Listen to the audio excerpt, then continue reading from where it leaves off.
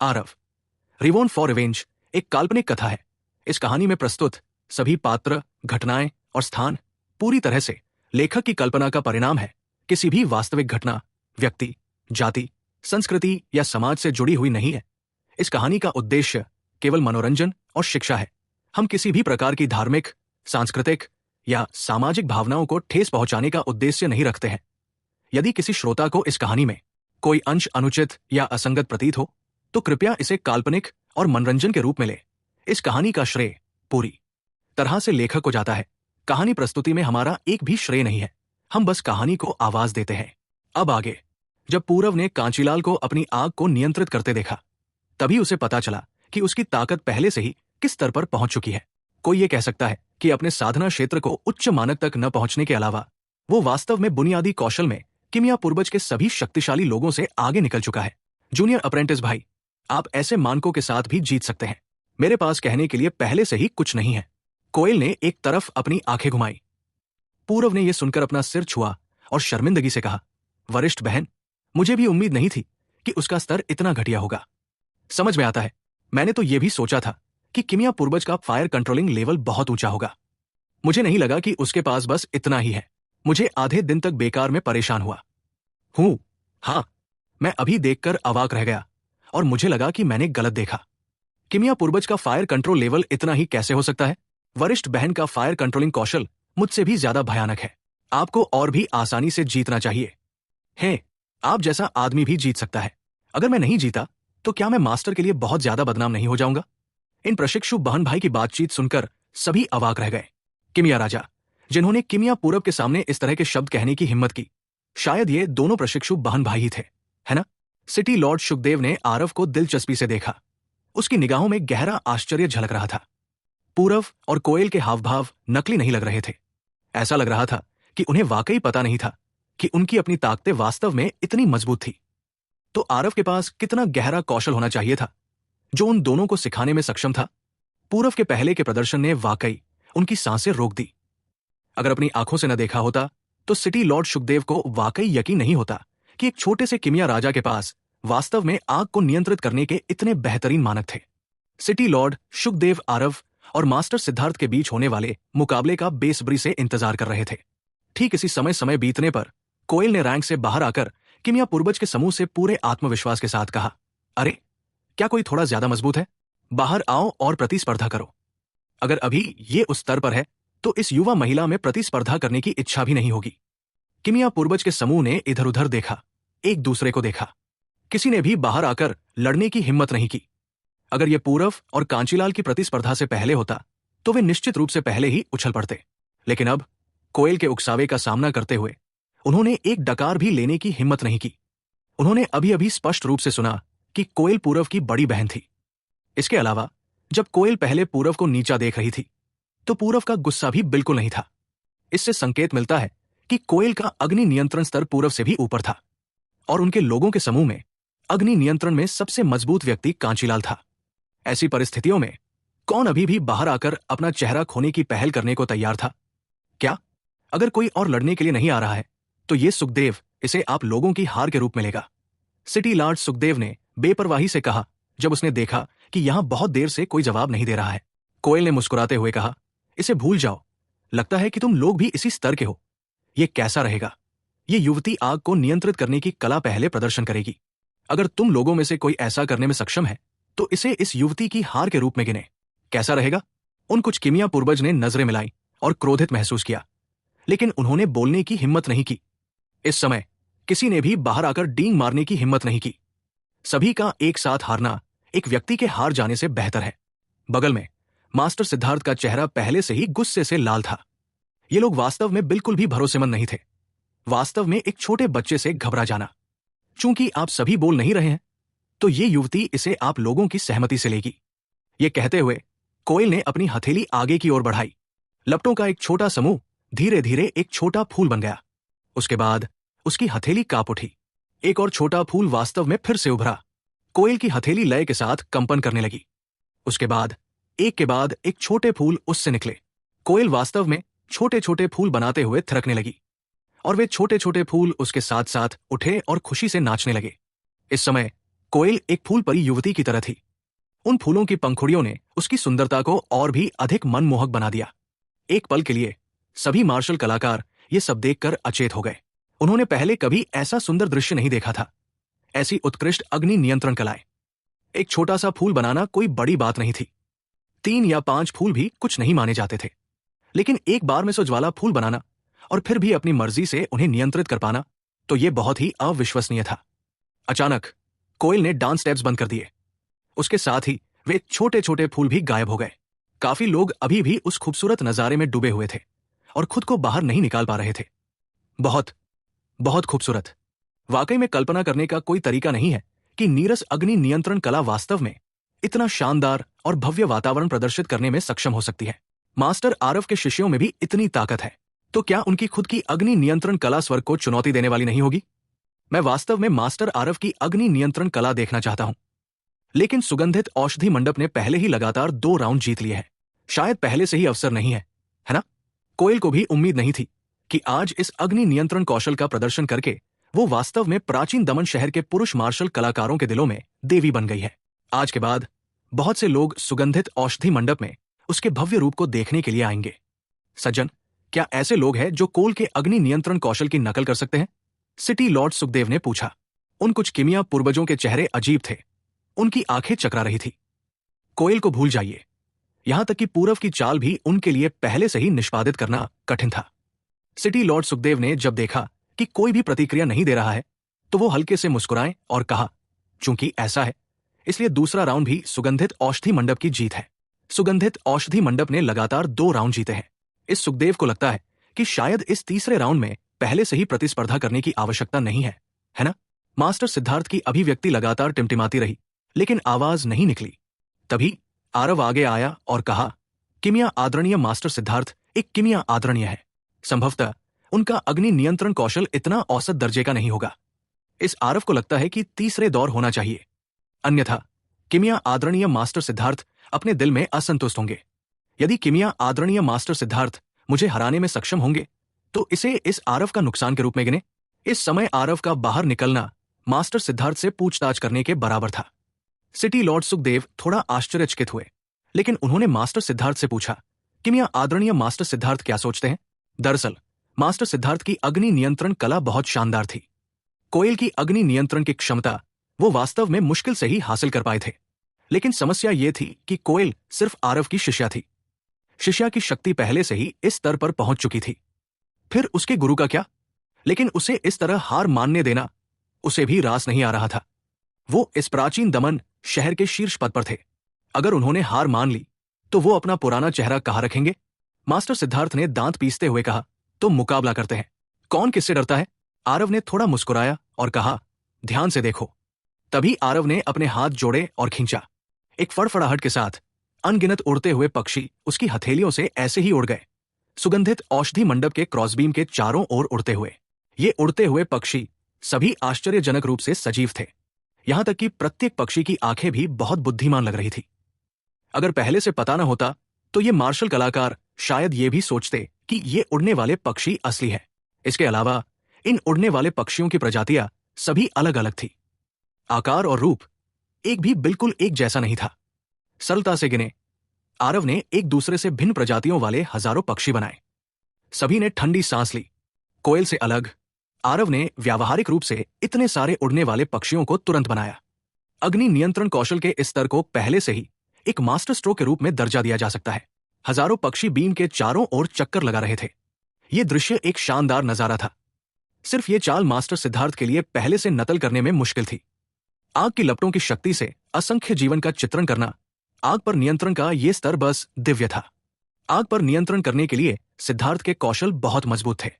वास्तव में उसे कुछ उड़ते हुए पक्षियों का चित्रण करने के लिए वो भी मुश्किल से इसे हासिल करने में सक्षम था। लेकिन उसे ऐसा करने देना जब तक कि हर उड़ता हुआ पक्षी इतना जीवंत और मूल से अलग न हो जाए। वो इसे कैसे पूरा कर सकता था? इसके लिए सिर्फ ज्वालाओं पर सूक्ष्म नियंत्रण की ही जरूरत नहीं थी, बल्कि सार ऊर्जा पर और भी ज्यादा उत्कृष्ट नियंत्रण की जरूरत थी। मैं सोच रहा था कि ये आग को नियंत्रित करने का कितना अद्भुत कौशल है। ये आपके शिष्य के जैसा ही है, मास्टर सिद्धार्थ ने जिद करते हुए कहा। जैसे ही ये शब्द निकले, कई मार्शल कलाकारों ने उन्हें तिरस्कार भरी नजरों से देखा। यह स्पष्ट रूप से हार को सहन न कर पाने की गति थी। लेकिन आरव ने थोड़ा मुस्कुराया और कहा, किमिया आदरणीय को चिंतित होने की जरूरत नहीं है, ये अभी खत्म नहीं हुआ है। बात खत्म करते हुए आरव ने एक उंगली आगे बढ़ाई और हवा में एक रेखा खींची। अचानक से हल्की सी चहचहाट की आवाज आई। हे भगवान, ये एक फीनिक्स है। क्या ये वाकई फीनिक्स है? नहीं, रुको, ये असली फीनिक्स नहीं है। इसे भी आरव ने आग को नियंत्रित करने के कौशल से खींचा है। फीनिक्स के उभरने के बाद सुगंधित औषधि मंडप में तुरंत आश्चर्य की लहर गूंज उठी। वे पक्षी मूल रूप से किरण के चारों ओर उड़ रहे थे। एक बार अग्नि फीनिक्स के उभरने के बाद वे वास्तव में सामूहिक रूप से हवा में रुक गए और वास्तव में सामूहिक रूप से अग्नि फीनिक्स को श्रद्धांजलि देते हुए प्रतीत हुए। मेरे सो पक्षी फीनिक्स को श्रद्धांजलि दे रहे हैं। अगर किमिया आदरणीय मास्टर सिद्धार्थ ऐसा कर सकते हैं तो इसे हमारे सुगंधित औषधि मंडप की हार के रूप में गिने। ये कैसा है? आरव ने एक मुस्कान के साथ कहा जो मुस्कान नहीं थी। मास्टर सिद्धार्थ की अभिव्यक्ति अतुलनीय रूप से खराब थी। उसने कभी नहीं सोचा होगा कि एक छोटे से किमिया संप्रभु की आग को नियंत्रित करने की क्षमता वास्तव में इतने भयानक स्तर तक पहुंच गई है। फीनिक्स को श्रद्धांजलि देने वाले इन 100 पक्षियों के बारे में डरावनी बात यह नहीं थी कि इसे चित्रित करना कितना मुश्किल था, बल्कि ये कि इन पक्षियों में वास्तव में कुछ बुद्धिमत्ता थी। अग्नि नियंत्रण कौशल के इस स्तर तक पहुंचने को अब शब्दों में बयां करना संभव नहीं था। मास्टर सिद्धार्थ, अगर वे कई 100 साल और साधना करते तो भी इस स्तर को प्राप्त करना असंभव था। आरव, आज का स्कोर ये उसने नोट कर लिया है। चलो चलें, 100,000 मेरिट पॉइंट। मैं कुछ समय में तुम्हें ट्रांसफर करने के लिए लोगों को भेजूंगा। मास्टर सिद्धार्थ गंभीरता से यहां और अधिक समय तक नहीं रह सकता था और केवल अपनी आस्तीनें हिलाकर निकल सकता था। जब वे चले गए तो इसने हूटिंग की लहर भी पैदा कर दी।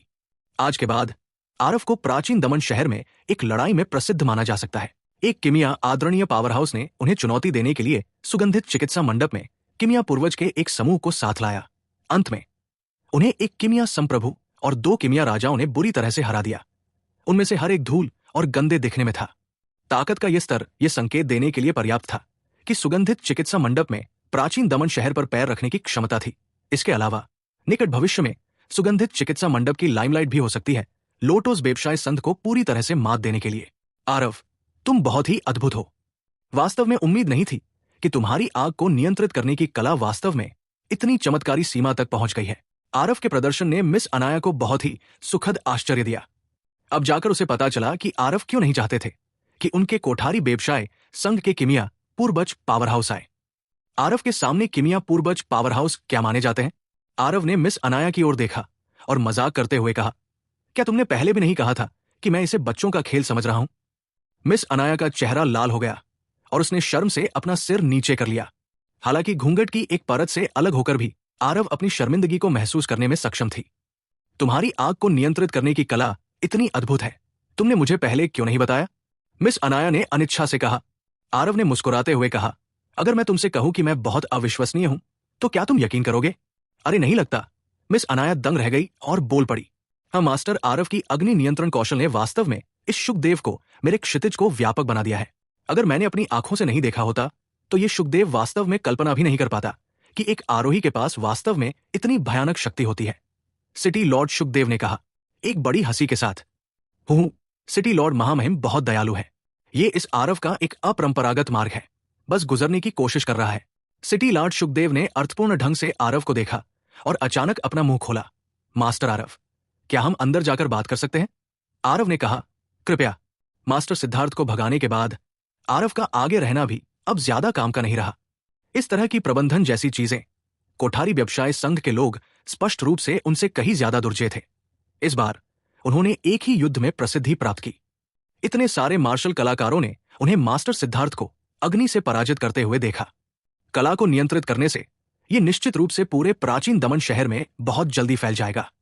औषधीय गोलियों की बिक्री जिस पर निर्भर थी वो थी प्रसिद्धि। लोटोस व्यवसाय संघ कोठारी व्यवसाय संघ को पराजित करने में सक्षम था, बहुत हद तक मास्टर सिद्धार्थ के कारण। कोठारी व्यवसाय संघ विभिन्न कारणों से इस प्राचीन दमन शहर में किमिया आदरणीय शक्तियों को भेजने में असमर्थ था। दबा हुआ होना भी तय था। आज मास्टर सिद्धार्थ के चेहरे पर इतनी दबंगई से आरव का तमाचा मारने का उद्देश्य सभी मार्शल कलाकारों को उसकी शक्ति से अवगत कराना था। इस तरह सुगंधित औषधि मंडप स्वाभाविक रूप से धन संपत्ति अर्जित करेगा। सुगंधित औषधि मंडप की औषधीय गोलियों की गुणवत्ता बहुत अच्छी थी, जिससे लोटोस व्यवसाय संघ के मुनाफे का एक बड़ा हिस्सा निचोड़ना भी निश्चित था। नगर रक्षक सेना के साथ सहयोग करते हुए आरव को लंबे समय से उम्मीदें थी। हेड कमांडर चिरायु के लिए औषधीय गोलियों का अनावरण करके स्वाभाविक रूप से एक बार में ही उनका दिल जीत लिया। बस आरव को उम्मीद नहीं थी कि सिटी लॉर्ड सुखदेव आज उससे मिलने आएगा। मुझे आश्चर्य है कि सिटी लॉर्ड महामहिम इस आरव को किस लिए ढूंढ रहे हैं। जब दोनों पक्ष बैठे तो आरव ने सीधे पूछा, हूँ मास्टर आरव एक सीधे सादे व्यक्ति है जो अपनी बात कहते हैं। मैं भी झाड़ झंखाड़ में नहीं उलझूंगा। हेड कमांडर चिरायु आपके द्वारा अनावरण की गई कुछ प्रकार की औषधीय गोलियों का बहुत सम्मान करते हैं।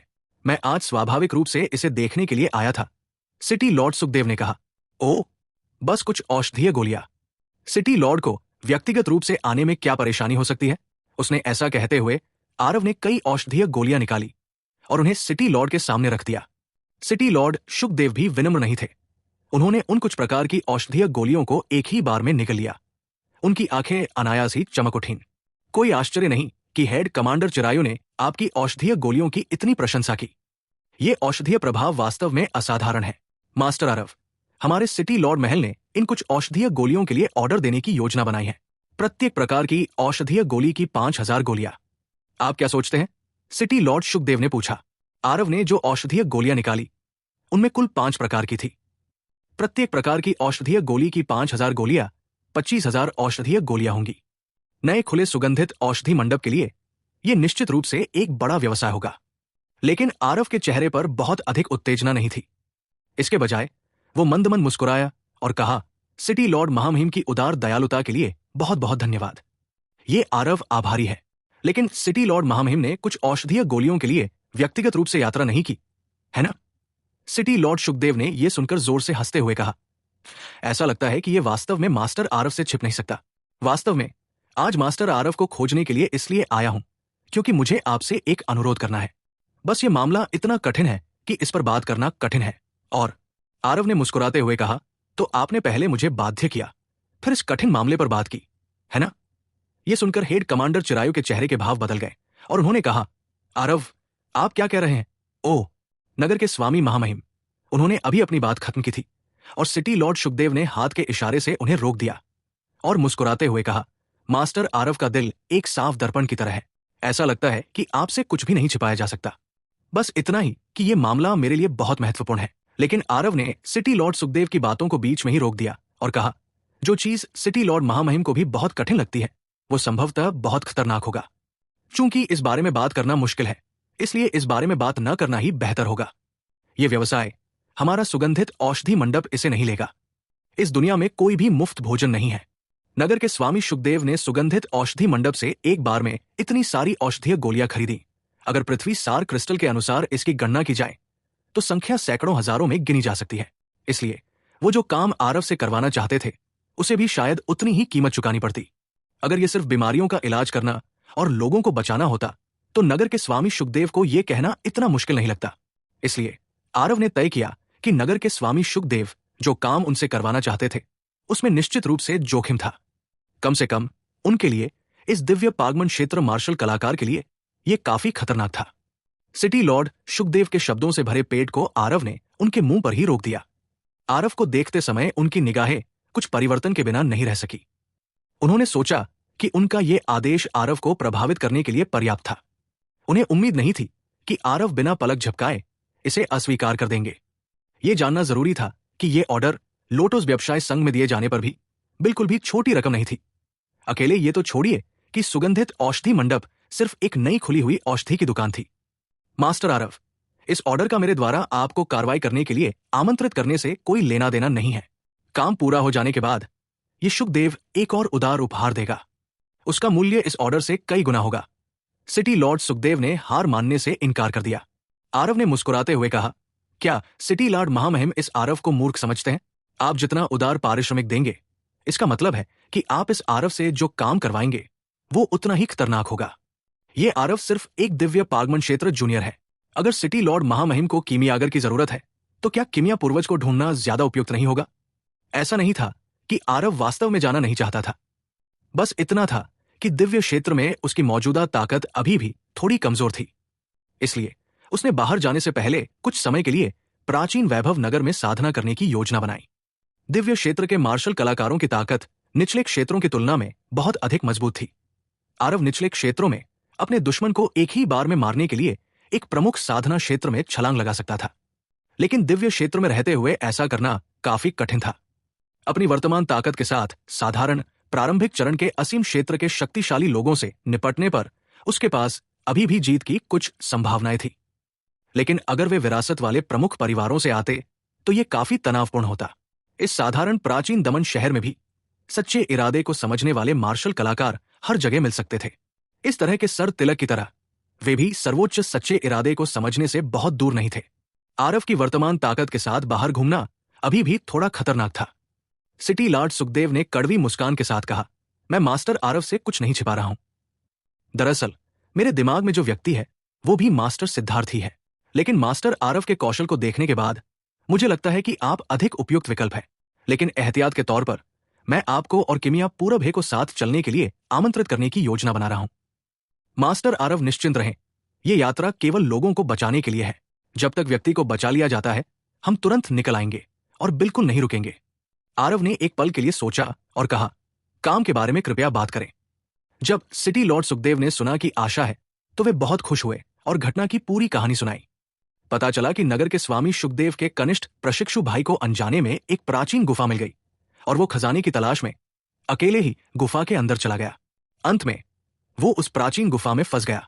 लेकिन सिटी लॉर्ड सुखदेव का इस कनिष्ठ प्रशिक्षु भाई से बहुत करीबी रिश्ता था। उन दोनों के पास समाचार प्रसारित करने का एक विशेष कौशल था, इसलिए उनके कनिष्ठ ने इस कौशल के माध्यम से सिटी लॉर्ड सुखदेव से मदद की गुहार लगाई। नगर के स्वामी सुखदेव को खबर मिली कि उनका कनिष्ठ प्राचीन गुफा में फंस गया है और बाहर निकलने में असमर्थ है। इसके अलावा उसे एक अजीबोगरीब जहर दिया गया था। ये नगर के स्वामी सुखदेव ही थे जिन्होंने कीमियाग्रो को साथ बुलाने के बारे में सोचा।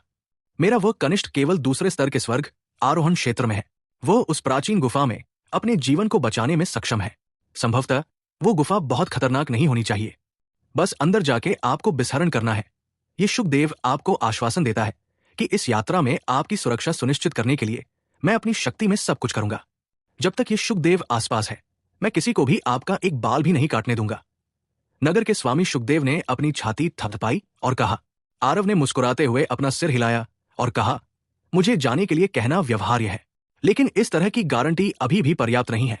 आरव कोई नयान्या बच्चा नहीं था जो पहली बार दुनिया का अनुभव कर रहा था। इस तरह के मौखिक वादे पर उसे बिल्कुल भी भरोसा नहीं था। जब खतरा सचमुच सामने आएगा और नगर के स्वामी सुखदेव महत्वपूर्ण मोड़ पर भागे तो उन्हें कौन मिल सकता था जो चीजों को समझा सके। सिटी लॉर्ड सुखदेव ने एक क्षण के लिए संकोच किया, लेकिन कवच का एक सूट निकाला और कहा, यह सुखदेव का व्यक्तिगत कवच है, उच्च श्रेणी का गहन कलाकृति स्काई प्लम ट्रेजर आर्मर। यहां तक कि स्वर्ग के आरोहण क्षेत्र के शक्तिशाली लोग भी थोड़े समय में इसकी रक्षा को तोड़ने में असमर्थ है। मुझे आश्चर्य है कि क्या इस सुखदेव की ईमानदारी पर्याप्त है।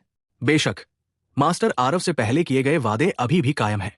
मामला पूरा होने के बाद मैं अलग से 1 मिलियन मेरिट पॉइंट का इनाम दूंगा। आरव ने सिटी लॉर्ड सुखदेव के हाथों से स्काई प्लम ट्रेजर आर्मर को देखा और सिर हिलाते हुए कहा, ठीक है सौदा, लेकिन मेरी एक शर्त है। मास्टर आरव कृपया कहें। मेरी शर्त यह है कि भाई तिलक मेरे साथ यात्रा करें। आरव ने कहा। सिटी लॉर्ड सुखदेव ने भावुक होकर सिर हिलाया। अगर छोटा भाई तिलक साथ में यात्रा करने में सक्षम है तो यह सबसे अच्छा है। छोटे भाई तिलक की ताकत के साथ इस यात्रा में आश्वासन के कुछ और हिस्से होने चाहिए। सिटी लॉर्ड सुखदेव के जाने के बाद आरव ने सर तिलक से थोड़ी माफी मांगते हुए कहा, भाई तिलक, इस बार आपको पानी में घसीटना मुझे बहुत खेद है। आरव को पता था कि यह यात्रा शायद इतनी आसान नहीं होगी, लेकिन अब आरव को केवल सर तिलक ही सहायक मिल सकता था। सर तिलक ने मुस्कुराते हुए कहा, छोटा भाई आरव क्या कह रहा है? इस तिलक ने भी लंबे समय से मेरे शरीर पर काम नहीं किया है। मेरी साधना भी बहुत लंबे समय से रुकी हुई है। यह यात्रा निश्चित रूप से एक महत्वपूर्ण मोड़ है। मुझे उम्मीद है कि मैं कुछ लाभ प्राप्त करने में सक्षम हो पाऊंगा। तिलक के शब्द झूठे नहीं थे। इन कुछ वर्षों में पत्नी राई की बीमारी के कारण उसने व्यावहारिक रूप से साधना छोड़ दी, जिसके परिणाम स्वरूप उसकी साधना स्थिर हो गई और आगे नहीं बढ़ पाई।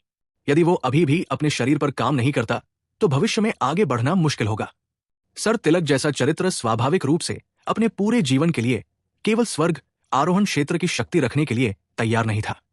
ये उसे मारने से भी बदतर होगा। आरव ने कहा, महान दयालुता को शब्दों से धन्यवाद नहीं दिया जा सकता है। भाई तिलक की ये कृपा, इस आरव ने इसे याद रखा है। हाँ, क्या छोटे भाई आरव मुझे यहाँ एक बाहरी व्यक्ति के रूप में नहीं मानते हैं? वास्तव में आभारी होने के बारे में बात करने के लिए मुझे आपको धन्यवाद देना चाहिए। आपके बिना मैं शायद अभी से ही एक चलती लाश बन गया होता। इसके अलावा ये सुगंधित औषधि मंडप की स्थापना आपने सीधे मुझे 20% प्रदर्शन शेयर उपहार में दिए। आप मेरे जैसे बड़े आदमी को बिना काम किए इडली खाने नहीं दे सकते, है ना? सर तिलक ने एक अनोखा मजाक किया। बस इतना ही कि चाहे जो भी हो, ऐसी परिस्थिति में उदारतापूर्वक साथ यात्रा करने में सक्षम होना, जहां उसे स्पष्ट रूप से पता था कि खतरा है। सर तिलक की इस महान दयालुता ने आरव को बहुत आभारी बना दिया। आरव ने इस बारे में सोचा और कहा, भाई तिलक, इस आरव की वर्तमान शक्ति कम है और ये औषधीय गोलियों को परिष्कृत करने में आपकी मदद करने में भी असमर्थ है। लेकिन ये आरव तलवार दांव पर भी कुछ समझ रखता है। क्यों ना हम थोड़ा अभ्यास करें? उम्मीद है यह आपकी कुछ मदद कर सकता है। सर तिलक ने यह सुनकर स्तब्ध रह गया। वो वास्तव में इस बात से अनजान था कि आरव के पास गोलियों को परिष्कृत करने के अलावा मार्शल पथ पर वास्तव में कुछ सिद्धियां थी। इसके अलावा आरव का अर्थ सुनकर तलवार दांव पर उसकी सिद्धियां भी कम नहीं थी। सर तिलक ने भी कुछ समय तक आरव के साथ काम किया था और जानता था कि वो मुंह खोलने वाला व्यक्ति नहीं है। ऐसा कहने की हिम्मत करने के लिए शायद उसके पास कुछ क्षमताएं थी। लेकिन आरव के शब्दों के बारे में सर तिलक अभी भी अपने दिल में इसे अस्वीकार कर रहा था। कीमिया में आरव की उपलब्धियों के लिए सर तिलक प्रशंसा में चारों तरफ से झुक गया। लेकिन तलवार दांव में आरव की उपलब्धियां कितनी ऊंची हो सकती हैं? आरव का ऐसा करना बस उसे अभी पानी में घसीटने के लिए एक तरह का मुआवजा था। यह विचार अच्छा था, सिवाय इसके कि प्रभाव पूरी तरह से नगण्य थे। सर तिलक के विचार में आरव का वर्तमान स्तर यह समझने में पूरी तरह से असमर्थ था कि उसकी वर्तमान तलवार दांव अवधारणा सीमा कितनी ऊंची थी। दूसरी ओर लॉर्ड चेयरमैन, हालात खराब है। आज जैसे ही सुगंधित औषधि मंडप व्यवसाय के लिए खुला, भीड़ से दरवाजा ढह गया। सुबह सुबह लोटस व्यवसाय संघ के प्रबंधक ने अध्यक्ष दमयंत को घबराया हुआ पाया। सुगंधित औषधि मंडप के विस्फोटक दृश्य ने उन्हें बुरी तरह डरा दिया। इसकी तुलना में यहां लोटस व्यवसाय संघ की तरफ सुनसान और शांत था। व्यावहारिक रूप से कोई ग्राहक नहीं था। अध्यक्ष दमयंत ने भौहें सिकोड़ी और पूछा, क्या हो रहा है? सुगंधित औषधि मंडप ने जो टियर 5 औषधीय गोलियां पेश की, उनके औषधीय प्रभाव वास्तव में उसी तरह की हमारी किस्मों की तुलना में 40 से 60% अधिक है, लेकिन कीमतें 20% छूट के बाद की तुलना में और भी सस्ती है। इसके अलावा प्रबंधक ने कहा। प्रबंधक हकलाया, लेकिन बोलने की हिम्मत नहीं जुटा पाया। अध्यक्ष दमयंत के चेहरे पर उदासी छा गई और उन्होंने कहा, आगे बोलो। हाँ लॉर्ड चेयरमैन, इसके अलावा कीमिया आदरणीय मास्टर सिद्धार्थ कल आरव और उसके शिष्यों द्वारा पूरी तरह से कुचल दिया गया था। रात भर में ऐसा लगा जैसे पूरे शहर के मार्शल आर्टिस्ट सुगंधित औषधि मंडप की शक्ति को जानते थे। प्रबंधक ने कहा। धमाका। अध्यक्ष दमयंत ने घृणा से अपने दांत पीसते हुए अपने हाथ में चायदानी को सीधे जमीन पर फेंक दिया, जिससे वो टुकड़े टुकड़े हो गई। जाओ, सुगंधित औषधि मंडप की कुछ औषधीय गोलियां मेरे लिए लाने के तरीके सोचो। अध्यक्ष दमयंत ने गंभीरता से कहा। इस अधीनस्थ ने पहले ही कुछ मार्शल आर्टिस्ट से उन्हें प्राप्त कर लिया है, जिन्होंने औषधीय गोलियां खरीदी थी। ये रही वे। प्रबंधक स्पष्ट रूप से जानता था कि मामलों को कैसे संभालना है। अध्यक्ष दमयंत के निर्देशों की प्रतीक्षा किए बिना वो पहले से ही औषधीय गोलियां ले आया। लेकिन इस समय अध्यक्ष दमयंत उसकी प्रशंसा करने के मूड में बिल्कुल नहीं थे। झट से दवाइयों की गोलियां छीनकर उसने बारीकी से जांच शुरू कर दी। लेकिन बहुत देर तक देखने के बाद भी अध्यक्ष दमयंत को समझ में नहीं आया कि उनके हाथ में जो दवाइयां हैं उनमें और उनके हाथ में जो दवाइयां हैं उनमें क्या अंतर है। जाओ, कीमिया आदरणीय मास्टर सिद्धार्थ को बुलाओ। रुको, भूल जाओ, मैं खुद जाकर उसे ढूंढूंगा। इतना बड़ा मामला अध्यक्ष दमयंत बिल्कुल भी इंतजार नहीं कर सकते थे। अगर सच में मैनेजर ने जैसा कहा वैसा ही होता तो लोटस व्यवसाय संघ अपने सबसे बड़े संकट का सामना कर रहा होता। प्राचीन दमन नगरी में अध्यक्ष दमयंत ने जिस व्यवसाय की नींव रखी थी उस पर कोठारी व्यवसाय संघ बहुत जल्द कब्जा कर लेगा। हालांकि टियर 5 दवाइयां सिर्फ निम्न स्तरीय बाजार की थी, लेकिन यह सबसे बड़ा बाजार भी था। अगर यह हिस्सा सुगंधित दवा मंडप ने पूरी तरह खा लिया तो उनके व्यवसाय में शायद 30 से 40% की गिरावट आएगी। इस तरह का नुकसान लोटस व्यवसाय संघ गंभीरता से सहन नहीं कर सकता। इसके अलावा अध्यक्ष दमयंत ने यह भी सुना कि सुगंधित औषधि मंडप के पीछे एक विशेषज्ञ भी था, और वो बेहतर ग्रेड, यहां तक कि उत्कृष्ट ग्रेड टियर 6 औषधीय गोलियों को परिष्कृत करने में सक्षम था। अगर इसे अनियंत्रित रूप से बढ़ने दिया जाता तो परिणाम कल्पना से परे भयानक होता। शुरू में सोचा गया था कि सुगंधित औषधि मंडप को घातक झटका देने के लिए 2 प्लॉट पर्याप्त थे। कौन जानता था कि सांप को मारने से वो मर नहीं गया और इसके बजाय उसे काट लिया गया। सुगंधित औषधि मंडप ने अभी अभी दूसरे कारोबारी दिन के लिए खोला था और लोटस व्यवसाय संघ के लिए इतना बड़ा खतरा पैदा कर दिया। उन्हें और भी आश्चर्य हुआ कि मास्टर सिद्धार्थ, एक प्रतिष्ठित किमिया आदरणीय, वास्तव में एक किमिया संप्रभु से हार गए। भले ही ये आग पर नियंत्रण पर था, लेकिन हार का मतलब हारना था, कोई बहाना नहीं था। औषधीय गोलियां खरीदने वाले मार्शल आर्टिस्ट भी किसी बहाने को नहीं सुनते। अध्यक्ष दमयंत ने मास्टर सिद्धार्थ को बहुत जल्दी पा लिया। शुरू में उन्हें अध्यक्ष दमयंत से मिलने में शर्मिंदगी महसूस हुई, लेकिन वे पहले ही उन्हें खोजने आ गए थे। वे अध्यक्ष दमयंत से भी बच नहीं सकते थे। लेकिन जब अध्यक्ष दमयंत ने लोटस व्यवसाय संघ के सामने आए भारी संकट के बारे में संक्षेप में बताया, तो मास्टर सिद्धार्थ भी शांत नहीं रह पाए। उन्होंने शुरू में सोचा था कि कल की हार सिर्फ एक बार की हार थी, इससे पूरे संच पर कोई असर नहीं पड़ेगा। कौन जानता था कि दूसरे दिन सुबह उन्हें ऐसी खबर सुनने को मिलेगी। ये टियर 5 एसेंस रिस्टोरिंग पिल में स्टारनेट सीक्रेट फ्लावर क्यों जोड़ा जाएगा? An moon foil heavenly sand भी है। ये औषधीय सिद्धांत का बिल्कुल भी पालन नहीं करता है। सबसे अजीब बात यह है कि इन चीजों को जोड़ने के बाद औषधीय प्रभाव वास्तव में मूल की तुलना में 40 से 50% बढ़ गया। ये बिल्कुल भी अकल्पनीय है। वो प्रसिद्ध किमिया आदरणीय पावरहाउस होने के योग्य था। अपनी नाक से इसे सूंघने से ही उसने पहले से ही सामान्य टियर 5 एसेंस रिस्टोरिंग पिल से अलग पहलुओं को पाया।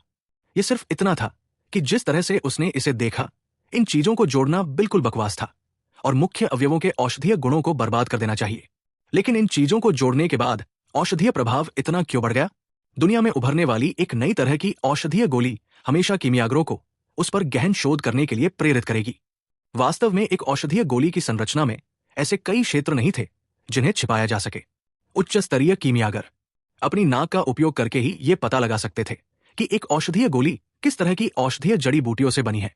लेकिन एक औषधीय गोली के माध्यम से गोली के फार्मूले को बहाल करना यह लगभग असंभव था, क्योंकि प्रत्येक प्रकार की औषधीय जड़ी बूटी का अनुपात, मात्रा सभी अपने मूल रूप में बहाल करने में असमर्थ थे। शोधन की विधि और आग को कैसे नियंत्रित किया जाना चाहिए ये तो छोड़ ही दीजिए। कीमिया एक अत्यंत सटीक काम था। अगर यह थोड़ा सा भी गलत होता तो जो शोधित होता वो भी बेकार की गोलियां होती। लेकिन इससे मास्टर सिद्धार्थ की इस टियर 5 एसेंस रिस्टोरिंग पिल के प्रति प्रशंसा की सांसें रुक नहीं पाई। मास्टर सिद्धार्थ, क्या यह औषधीय गोली अपने मूल रूप में बहाल की जा सकती है? अध्यक्ष दमयंत ने सावधानी से पूछा। मास्टर सिद्धार्थ ने आह भरी और कहा, मेरी ताकत से यह निश्चित रूप से एक गोली के फार्मूले को बहाल करने में असमर्थ है। यह औषधीय गोली सतह पर तुच्छ और सामान्य लगती है, लेकिन शोधन विधि अत्यंत रहस्यमय है और एक अनुभवी कीमियागर द्वारा की जाती है। अगर मैं इसे हल करना चाहता हूं तो संभवतः इसे मुख्यालय में वापस भेजना ही होगा। बस मुझे नहीं पता कि मुख्यालय में उच्च किमिया विशेषज्ञ शक्तिशाली गोली के फार्मूले को बहाल कर सकते हैं या नहीं। गोली को बहाल करना दुर्जेय है, हालांकि यह लगभग असंभव था। फिर भी थोड़ी उम्मीद थी। यदि नहीं तो कुछ बहुत लोकप्रिय गोली के फार्मूले भी प्रचलन में नहीं होंगे। लेकिन गोली के फार्मूले को बहाल करने के लिए आमतौर पर कई रैंकों को पार करने वाली ताकत की आवश्यकता होती है। ऐसा इसलिए है क्योंकि औषधीय सिद्धांत और गोली शोधन के बारे में उनकी समझ पहले से ही एक अत्यंत गहन सीमा तक पहुंच चुकी थी। अगर किस्मत अच्छी होती तो वे अभी भी आत्मा औषधियों के बीच कुछ गुण संबंधों के माध्यम से इसके लिए कोई तरकीब निकाल सकते थे। अध्यक्ष दमयंत ने चौंक कर कहा, क्या कीमिया आदर्श भी इसे अपने मूल रूप में वापस लाने में असमर्थ है? मास्टर सिद्धार्थ ने अपना सिर हिलाया और कहा, मेरी राय में कीमिया आदर्श विशेषज्ञ भी इसे नहीं काट पाएंगे। अगर यह औषधीय गोली आरव ने खुद परिष्कृत की है तो कीमिया में उनकी उपलब्धियां मुझसे बिल्कुल ऊपर है। बस उनकी साधना में कमी है, इसलिए वे टियर 6 और उससे ऊपर की औषधीय गोलियों को परिष्कृत करने में सक्षम नहीं है। लेकिन अगर ऐसा है तो उनके पीछे जो व्यक्ति है उसकी ताकत बहुत भयानक होगी। हालांकि इसे वो स्वीकार करने के लिए तैयार नहीं थे, फिर भी उनके सामने सच्चाई ने मास्टर सिद्धार्थ को खुलकर हार मानने पर मजबूर कर दिया। अध्यक्ष दमयंत ने जब यह सुना तो वे बुरी तरह चौंक गए। यह सिर्फ टियर 5 औषधीय गोली थी। तार्किक रूप से कहें तो कीमिया आदर्श शक्तिशाली लोगों को गोली के फार्मूले को बहाल करने में सक्षम होना चाहिए। लेकिन मास्टर सिद्धार्थ ने कहा कि ऐसी जटिल गोली पर काम करने के लिए कीमिया आदर्श से ऊपर की विशेषज्ञ की आवश्यकता होती है। अध्यक्ष दमयंत ने अपने दांत पीसते हुए कहा, औषधीय गोलियों का यह बैच बहुत महत्वपूर्ण है। हमें इसे मुख्यालय में वापस भेज देना चाहिए। बाद में मैं सर्वोच्च अध्यक्ष को स्थिति स्पष्ट कर दूंगा। अगर इन औषधीय गोलियों के फार्मूले को वास्तव में बहाल किया जा सकता है तो यह निश्चित रूप से हमारे लोटस व्यवसाय संघ के लिए बहुत फायदेमंद होगा। मास्टर सिद्धार्थ ने सिर हिलाया, जो स्पष्ट रूप से अध्यक्ष दमयंत के दृष्टिकोण से सहमत था। सामान्य परिस्थितियों में कीमिया क्षेत्र के शक्तिशाली लोग ऐसी निम्न स्तरीय औषधीय गोलियों को बहाल करने के लिए कार्रवाई करने की जहमत भी नहीं उठाते। लेकिन राष्ट्रपति दमयंत के विचार में यदि इन औषधीय गोलियों के गोली के फार्मूले को बहाल किया जा सकता है तो लोटस बाइबशाय संघ को लाभ होगा, क्योंकि लोटस बाइबशाय संघ की शाखाएं हर जगह थी, कई प्रमुख क्षेत्रों में फैली हुई थी। एक बार लोकप्रिय होने के बाद ये कुछ प्रकार की औषधीय गोलियां निश्चित रूप से पैसे के पेड़ होंगी। चाहे मुख्यालय सहमत हो या ना हो, इन सभी औषधीय गोलियों को वापस भेजा जाना चाहिए। अध्यक्ष दमयंत का मानना था कि उच्च स्तरीय दृष्टि से वे निश्चित रूप से इन टियर 5 औषधीय गोलियों के मूल्य को समझने में सक्षम होंगे। और इस समय आरव और सर तिलक वर्तमान में एक दूसरे के सामने खड़े थे। भाई तिलक, मैं अब मार्शल तकनीक का एक सेट प्रदर्शित करूंगा। आपको ध्यान से देखना होगा। 9 तलवारों का रूप। आरव ने हल्की चीख मारी। 9 आकृतियां अचानक विभाजित हो गई। तलवार की रोशनी की 9 धारियां एक में विलीन हो गई, जो सीधे क्षितिज की ओर बढ़ रही थी। सर तिलक दिल से बहुत घमंडी और व्यवहार में घमंडी व्यक्ति थे। आरव के उत्साह के बारे में हालांकि उन्होंने मौखिक रूप से कुछ नहीं कहा, फिर भी वे अपने दिल में इसे अस्वीकार कर रहे थे। लेकिन जिस क्षण आरव की तलवार कला दिखाई दी, सर तिलक का चेहरा अचानक बदल गया। परम सच्चा इरादा, ये वास्तव में परम सच्चा इरादा है, सर तिलक ने चौंक कर कहा। लेकिन आरव ने कोई जवाब नहीं दिया। दूसरा कदम उठाया गया। 1000 बहती पंखुड़ियां, संक्षिप्त तलवार बरसा। हर कदम पर आरव की तलवार की नियत और भी निखरती गई। जब यह शैली आकाश को चीरने तक पहुंची तो आरव की तलवार की मंशा पहले से ही एक अद्वितीय डिग्री तक शक्तिशाली थी। सर तिलक की तलवार की मंशा आरव द्वारा अनजाने में प्रेरित की गई थी। उसके शरीर पर तलवार की मंशा अव्यवस्थित दिखाई दी। आरव की तलवार की मंशा के तहत उसकी तलवार की मंशा वास्तव में कुछ हद तक नियंत्रण से बाहर हो रही थी। किसी को यह जानना था कि वो आरव से 2 प्रमुख साधना क्षेत्र ऊपर था। ऐसी विचित्र बात वास्तव में घटित होगी। जब तक आरव ने तलवार की चालों की 3 शैलियों का प्रदर्शन समाप्त किया, सर तिलक ने आरव को देखा और कड़वी मुस्कान के साथ कहा, छोटे भाई आरव, आपने मुझे बहुत अंधेरे में रखा है। आप और मैं इतने दिनों से परिचित हैं और मुझे वास्तव में ये नहीं पता था कि आप तलवार पथ विशेषज्ञ भी हैं। जिस बात ने मुझे और भी अधिक आश्चर्यचकित किया वो ये था कि आपने वास्तव में सर्वोच्च सच्चे इरादे को भी समझ लिया है। आरव ने मुस्कुराते हुए कहा, ऐसा नहीं है कि मैंने जानबूझकर इसे छिपाया है। ये सिर्फ इतना है कि मुझे इन कुछ दिनों में कार्रवाई करने का मौका नहीं मिला। इसके अलावा भले ही मैंने सर्वोच्च सच्चे इरादे को समझ लिया हो, लेकिन मेरा साधना क्षेत्र अभी भी थोड़ा बहुत कम है। अभी शहर के सभी लोग जानते थे कि प्राचीन दमन शहर में एक कीमियापथ प्रतिभा प्रकट हुई थी और यहां तक कि कीमिया आदरणीय मास्टर सिद्धार्थ को भी कुचल दिया था। लेकिन दुनिया को नहीं पता था कि ये कीमियापथ प्रतिभा एक ही समय में एक मार्शल पथ प्रतिभा भी थी। एक मार्शल पथ प्रतिभा जिसने सर्वोच्च सच्चे इरादे को समझा। हालांकि आरव के सर्वोच्च सच्चे इरादे को अभी तक सिद्ध नहीं किया गया था। एक पवित्र भूमि पर बहुत से लोग सर्वोच्च सच्चे इरादे को पूरी तरह से समझने में सक्षम नहीं थे। किसी को यह नहीं देखना चाहिए कि सर तिलक की ताकत कितनी भयानक थी और सर्वोच्च सच्चे इरादे को समझने से बहुत दूर नहीं थी। लेकिन सर्वोच्च सच्चे इरादे के प्राथमिक रूप को समझने के बिंदु तक पहुंचने के लिए उसे अभी भी बहुत लंबा रास्ता तय करना था। जहां तक पूर्णता तक पहुंचने की बात है तो ये शायद उसके जीवन का लक्ष्य होगा, जबकि आरव का सर्वोच्च सच्चा इरादा पहले से ही पूर्णता से बहुत दूर नहीं था। इतने युवा मार्शल कलाकार के लिए यह बस एक अकल्पनीय बात थी। छोटे भाई आरव, तुम वाकई मुझे बहुत हैरान करते हो। यहां तक कि सुपर पवित्र भूमि के प्रतिभाशाली लोगों के लिए भी तुम्हारी उम्र में सर्वोच्च सच्चे इरादे को समझने में सक्षम बहुत कम लोग हैं। अगर पवित्र भूमि को पता चलता है कि तुमने तलवार दांव को इस हद तक समझ लिया है तो वे निश्चित रूप से तुम्हें एक खजाने की तरह मानेंगे। सर तिलक ने कहा, मुझे दूसरे लोगों द्वारा इंतजार किया जाना पसंद नहीं है और नहीं मुझे दूसरों द्वारा देखभाल की आवश्यकता है। भाई तिलक, इस मामले को फिलहाल छोड़ दें। आइए इन कुछ दिनों में तलवार दांव पर ठीक से नोट्स का आदान प्रदान करें। उम्मीद है यह आपके लिए सहायक हो सकता है, आरव ने कहा। सर तिलक ने सिर हिलाया और कहा, यह सबसे अच्छा होगा। इन कुछ वर्षों में हालांकि सर तिलक ने मैडम राय के मामलों के कारण कुछ साधना समय में देरी की। मुख्य बात यह थी कि वो अभी भी एक अड़चन में पड़ गया था। हर कोई आरव की तरह नहीं हो सकता जो फूलों की वर्षा के दृश्य की प्रशंसा करके सच्चे इरादे को समझ सके, और इस बिंदु पर कोई भी सर तिलक को अड़चन से पार पाने में मदद करने में सक्षम नहीं था। लेकिन आरव अलग थे। तलवार दांव पर उनकी समझ बेहद गहरी थी और पहले से ही महान दांव के सही अर्थ को छू चुकी थी। सर तिलक को बार बार संकेत देने से उसे अचानक ज्ञान की अनुभूति होती थी। इस तरह की अड़चन में संकेत देने के लिए किसी विशेषज्ञ की मौजूदगी से आधे प्रयास में दुगुना परिणाम मिलता था। और आरव का इरादा भी पीछे हटने का नहीं था। उसने सर तिलक को सुनाने के लिए तलवार दांव की ओर अपनी समझ के बारे में बात की। आरव को लग रहा था कि ये यात्रा शायद इतनी आसानी से नहीं चलेगी, इसलिए सर तिलक की ताकत जितनी मजबूत होगा, उनकी सुरक्षा के बारे में उतना ही अधिक आश्वासन होगा। बेशक आरव ने खुद को भी बेकार नहीं जाने दिया। इस यात्रा के लिए आरव ने समय के प्रवाह को धीमा करने के लिए अराजकता रत्नों का उपयोग करने में कोई कमी नहीं की। सुगंधित औषधि मंडप के साथ आरव के पास फिलहाल पृथ्वी सार क्रिस्टल की कमी नहीं थी। सभी प्रकार के संसाधनों के जमा होने से उसने बहुत जल्दी अपनी अड़चन को तोड़ दिया। अंतरिक्ष मीनार में लगभग 6 महीने तक साधना करते हुए आरव ने लगातार 2 छोटी छोटी सीमाओं को पार किया और अंत में चौथे स्तर के दिव्य पारगमन क्षेत्र में पहुंच गया। लेकिन चौथे स्तर दिव्य पारगमन क्षेत्र में पहुंचने के बाद आरव के संसाधनों की खपत और भी भयावह हो गई। मास्टर सिद्धार्थ से अर्जित 100,000 योग्यता अंक वास्तव में इन 6 महीनों में पूरी तरह से खर्च हो गए थे। मास्टर सिद्धार्थ के लिए 100,000 योग्यता अंक वास्तव में बहुत ज्यादा नहीं माने जाते थे, लेकिन प्राचीन दमन शहर के साधारण मार्शल कलाकारों के लिए यह बिल्कुल एक खगोलीय आंकड़ा था। और आरव ने वास्तव में इन 100,000 योग्यता अंकों का उपयोग करने के बाद केवल 2 छोटी छोटी साधना क्षेत्रों को ही पार किया। अगर उसने अन्य मार्शल कलाकारों को बताया तो वे निश्चित रूप से उसे गाली देना शुरू कर देंगे कि वो एक अव्ययी व्यक्ति है। लेकिन आरव के पास कोई विकल्प नहीं था। अब जब भी वो किसी छोटे से साधना क्षेत्र में प्रवेश करता है तो उसे सामान्य मार्शल कलाकारों की तुलना में कई गुना अधिक ऊर्जा की आवश्यकता होती है। औषधीय गोलियां भी स्वाभाविक रूप से बहुत अधिक खर्च होती है। सौभाग्य से इन कुछ दिनों में सुगंधित औषधि मंडप का व्यवसाय बहुत अच्छा रहा।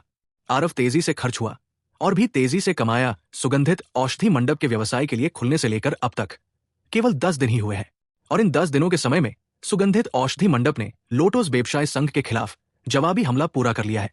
वस्तुतः असीम क्षेत्र के तहत सभी मार्शल कलाकारों के औषधीय गोली व्यवसाय पर एकाधिकार कर लिया है। कोई और विकल्प नहीं था। सुगंधित औषधि मंडप की टियर 5 औषधीय गोलियां सस्ती और अच्छी थी। केवल कोई मूर्ख ही आकर उन्हें नहीं खरीदेगा। और सुगंधित औषधि मंडप के दृष्टिकोण ने लोटोस व्यवसाय संघ को इतना दबा दिया कि वे दम घुटने लगे।